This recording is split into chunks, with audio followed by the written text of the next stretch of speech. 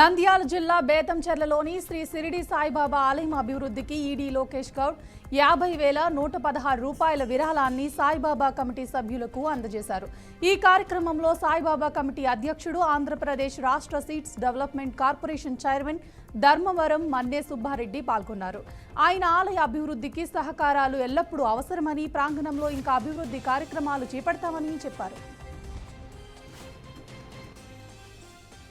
హైదరాబాద్లోని కృష్ణానగర్లో హైడ్రా అధికారులు కూల్చివేతలు ప్రారంభించారు. నాలాలను ఆక్రమించి నిర్మాణాలు జరపడం వల్ల వర్షాకాలంలో ఇంట్లలోకి నీరు జల్లుపడుతున్నట్లు బాధితులు ఫిర్యాదు చేశారు. హైడ్రా సిబ్బంది నిర్వహించిన పరిశీలనలో అక్రమ నిర్మాణాలు నిజమేనని నిర్ధారించింది. వాటిని తొలగించేందుకు సంబంధిత స్థలాల్లో చర్యలు చేపట్టారు. ఈ చర్యల ద్వారా వర్షాకాలంలో ప్రజలకు వచ్చే ఇబ్బందులు తగ్గుతాయని అధికారులు తెలిపారు.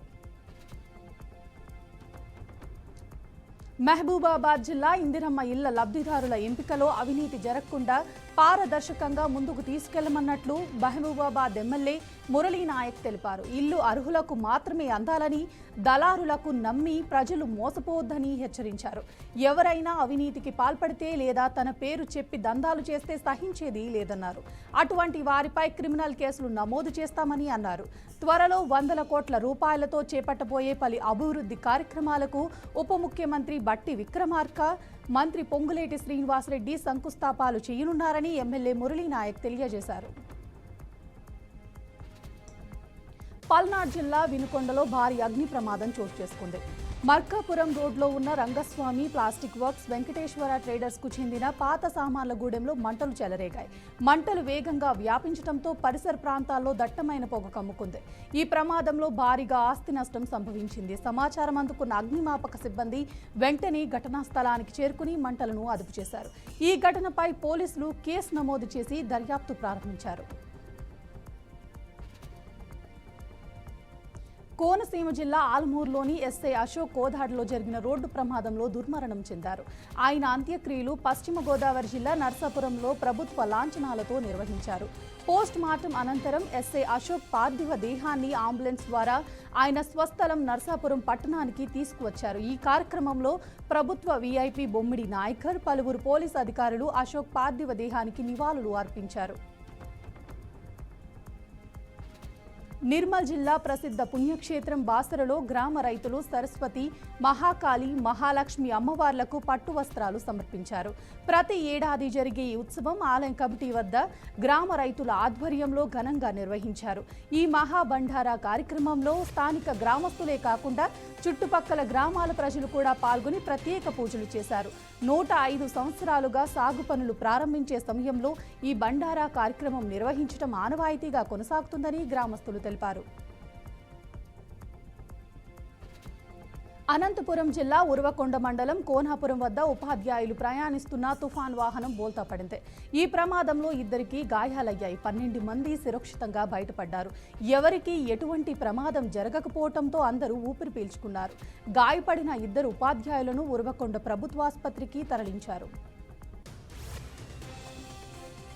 వికారాబాద్ జిల్లా పరిగిలో పోలీసులు, కేంద్ర సాయుధ బలగాలు కలిసి ఫ్లాగ్ మార్చ్ నిర్వహించారు.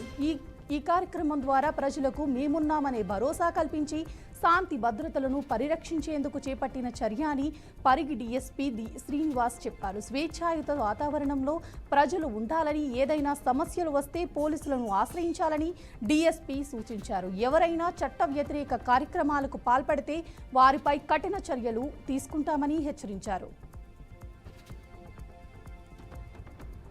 రైతులందరికీ ఏకకాలంలో రుణమాఫీ చేయాలని నిర్మల్ జిల్లా బాసర మండల బీజేపీ అధ్యక్షుడు పుట్నాల సాయినాథ్ అన్నారు. దీని విషయమై బాసరలోని తహసీల్దార్ కార్యాలయంలో వినతి పత్రాన్ని అందించారు.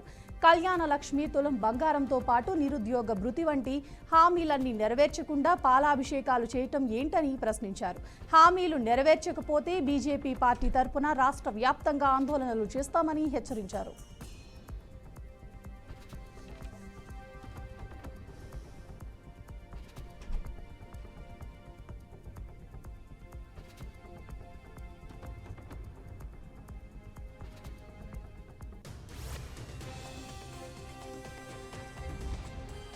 ఆషాఢమాస సందర్భంగా శ్రీ రాజరాజేశ్వర స్వామి దేవస్థానం వేములవాడలో భక్తుల రద్దీ కనిపించింది. సాధారణ సంఖ్యలో భక్తుల ఆలయానికి తరలివచ్చి స్వామివారికి ప్రత్యేక పూజలు నిర్వహించారు. కోడి మొక్కులు చెల్లించి తమ కోరికలు తీరాలని భక్తులు రాజన్న స్వామిని ప్రార్థించారు.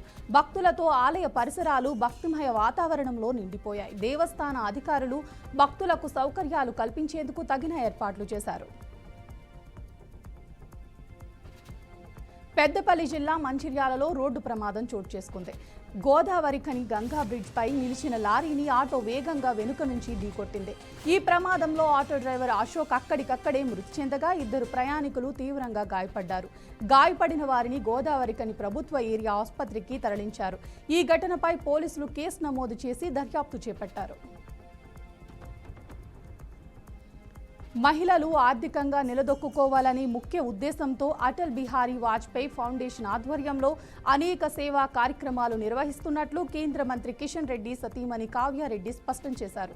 రామ్ గోపాల్పేట డివిజన్ కార్పొరేటర్ చీరా సుచిత్ర ఆధ్వర్యంలో కుట్టు మిషన్ల శిక్షణ మగ్గం పనులు, జనపనార సంచుల తయారీ శిక్షణ తరగతులు పూర్తయిన వారికి ధృవపత్రాల పంపిణీ చేశారు.